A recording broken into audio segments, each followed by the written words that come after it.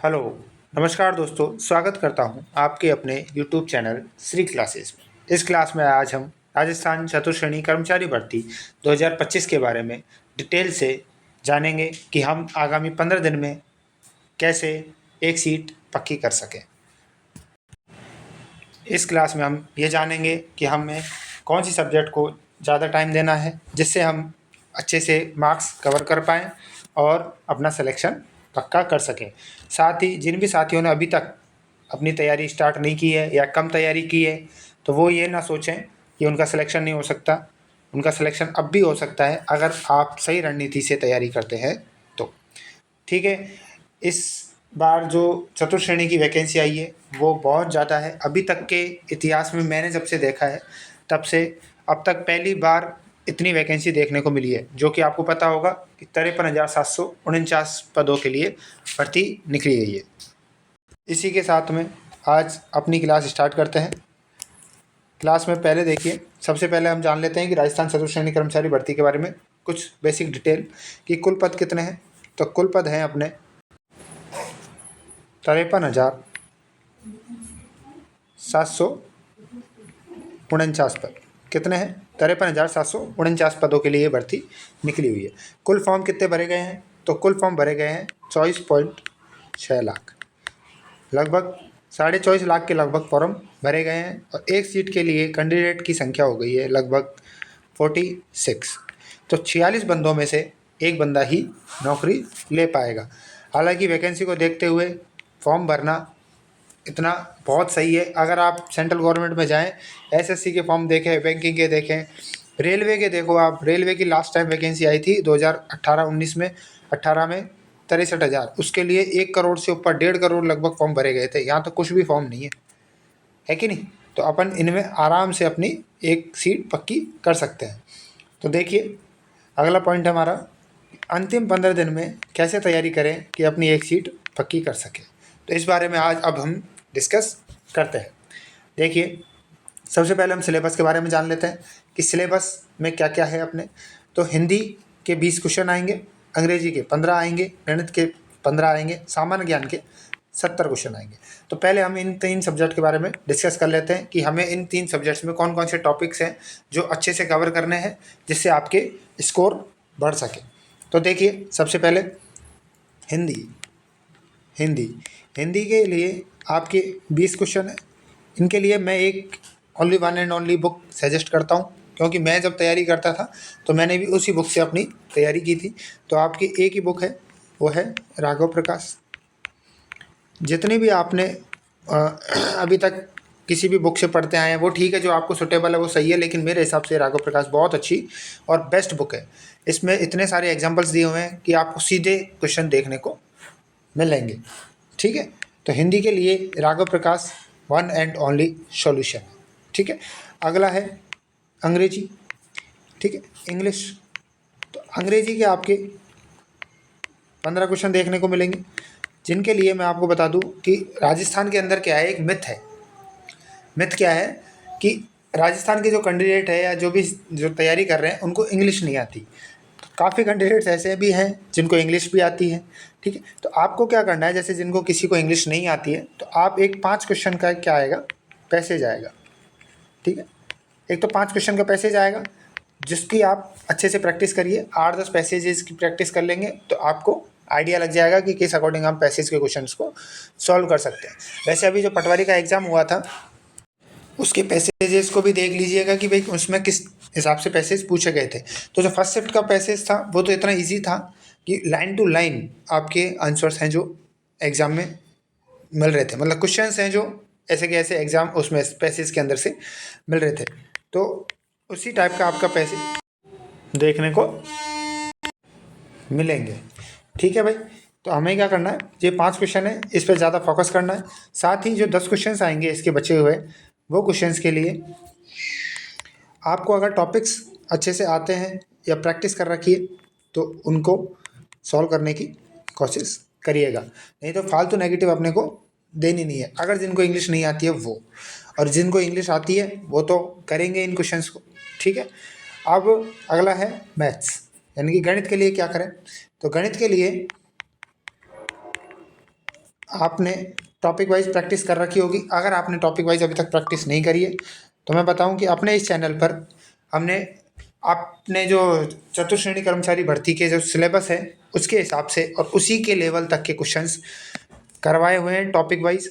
जिन भी साथियों ने अभी तक नहीं देखे हैं वो एक बार ज़रूर से देख लीजिए, जिससे आपके मैथ्स में कहीं भी कोई गलती नहीं होगी। और मैं अगर आप उन टॉपिक्स को अच्छे से कर लेते हैं तो मैं आपको एक ये गारंटी देता हूँ कि आपके 15 में से 12-13 क्वेश्चन पक्के से सही हो जाएंगे। हालांकि मैं तो 15 की दे दूँ गारंटी, एक्चुअल में क्या है कि अपन ने सारे टॉपिक्स कवर कर दिया है, लेकिन क्या होता है कि सिली मिस्टेक्स की वजह से आपसे भी हो जाते हैं 2-3 क्वेश्चन गलत तो हो ही जाते हैं। तो 12 से 13 क्वेश्चन आपके राइट हो सकते हैं। और उन क्लासेज में हमने बेसिक से ही पढ़ाया है, बेसिक से आपके एग्जाम के लेवल तक के क्वेश्चंस करवाए हैं। तो हमारे मैथ्स का हो गया कवर। तो देखिए अब मैं आपको कैलकुलेशन भी बता दूं हल्की कि भाई हिंदी में अगर आप उस बुक से पढ़ते हैं तो आप, मेरा मानना है 15 से 16 क्वेश्चन राइट कर सकते हैं। कितने?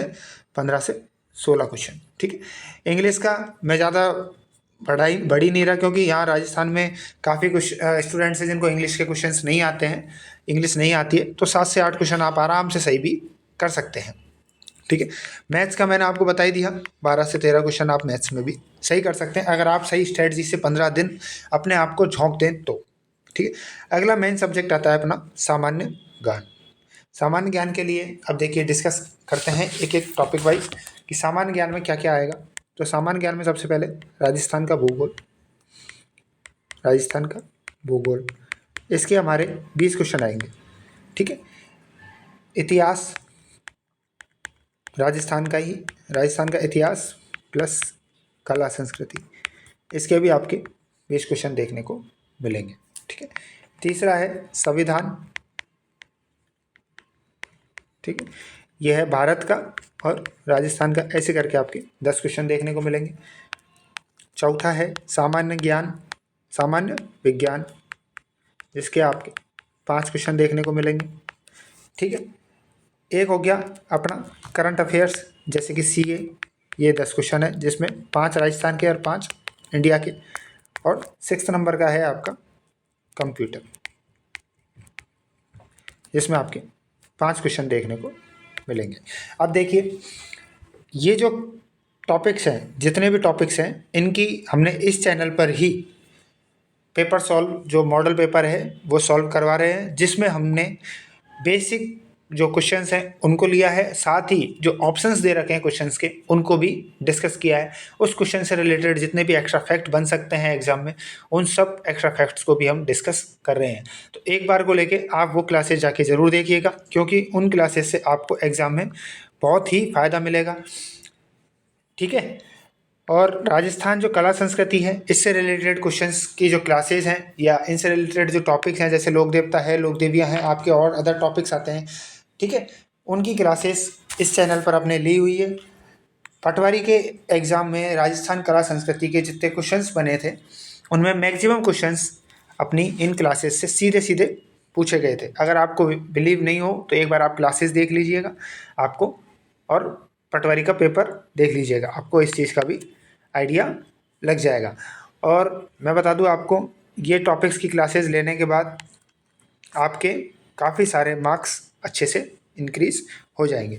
सेकंड पॉइंट नीचे आवें तो संविधान, भारत के संविधान के जो 5 क्वेश्चन है, इससे रिलेटेड मैं एक मैराथन क्लास आपकी लेके आऊँगा, जिसमें आपके भारत का जो संविधान है वो कवर हो जाएगा और आपके 5 क्वेश्चन आराम से सही होने की उम्मीद रहेगी। साथ ही सामान्य विज्ञान के जो 5 क्वेश्चन है, इसके लिए एक अपन मैराथन लेके आएंगे और कंप्यूटर के लिए एक मैराथन लेके आएंगे। ठीक है।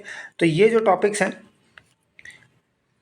15 और 5, ये संविधान के दोनों ही है, 10 यानी कि 20 क्वेश्चन की हम मैराथन लेके आएंगे, जिनसे आपकी ये क्लासेस कवर हो जाएगी और आपको प्रॉब्लम भी नहीं होगी।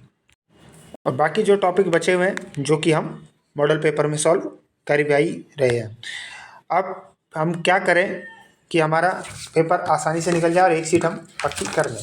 तो देखिए अब मेरा ये पर्सनल सजेशन है कि आप एक तो डेली एक मॉडल पेपर ज़रूर दीजिए, जिसका भी आपने ला के खरीद के रख रखा है, जैसे अपन बुक से ऑफलाइन पेपर ला के खरीद के रखे हुए हैं, तो किसी का भी हो एक मॉडल पेपर आप ज़रूर दीजिए। ये आपको जज करने में आसानी होगी कि आपके कितने मार्क्स बन रहे हैं, कौन सी सब्जेक्ट के आपके मार्क्स कम हो रहे हैं, कहाँ आप ज़्यादा नेगेटिव कर रहे हैं, कहाँ आपके नंबर बढ़ रहे हैं और कम हो रहे हैं। ठीक है, मैं आपको एक बात बताऊं, हालांकि आपको सबको पता होगा कि अपने 120 क्वेश्चन आएंगे, ये 200 मार्क्स के होंगे।